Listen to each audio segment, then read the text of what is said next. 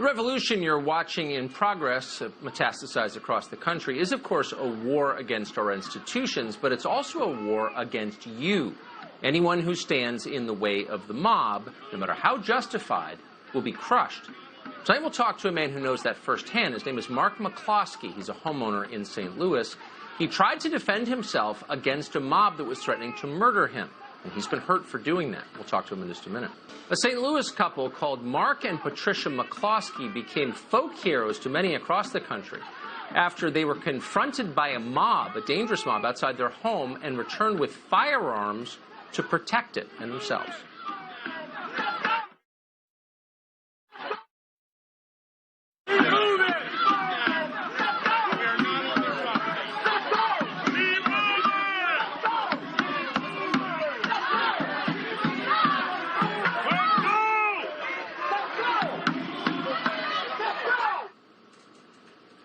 This is what you were taught to do. It's what generations of Americans have done. It's the most basic right of all, the right of self-defense. The McCloskeys exercised that right, and now they're coming close to being destroyed. They stood up for themselves against the mob. The McCloskeys' fate remains in the hands of the mob in the form of the St. Louis Circuit Attorney General Kimberly Gardner. Gardner is a radical prosecutor, one of many elected in recent years, with financial backing from billionaire George Soros. In 2019, Gardner brought criminal charges in just 23% of the cases the St. Louis police brought her. Her policies have helped destroy that office, the St. Louis Circuit Attorney's Office. Since she took over, the prosecutor turnover there has surpassed 100%. Gardner's reaction to any criticism about this never changes. Allege a racial conspiracy against her, and then move on.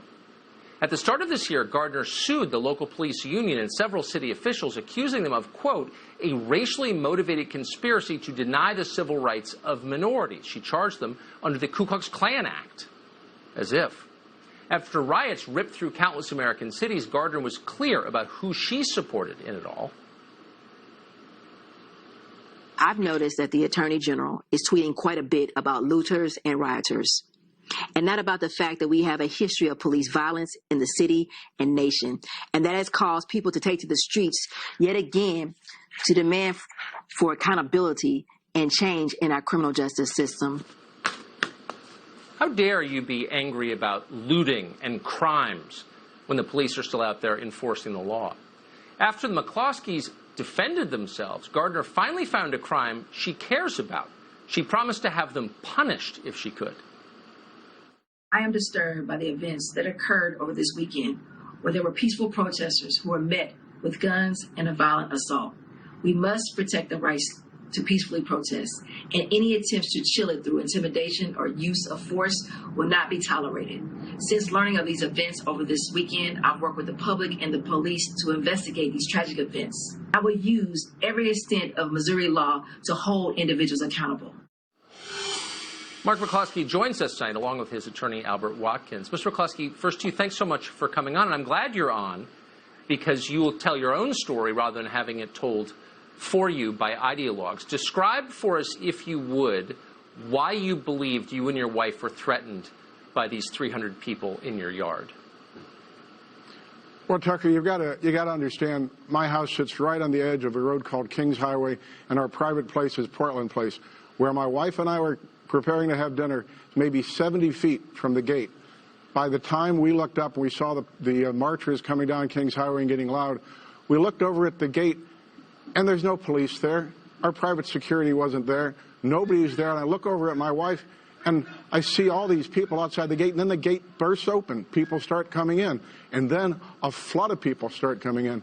They're angry. They're screaming. They've got spittle coming out of their mouths. They're coming towards the house. And, you know, on June the 2nd of this year, the protests in downtown St. Louis went violent instantly.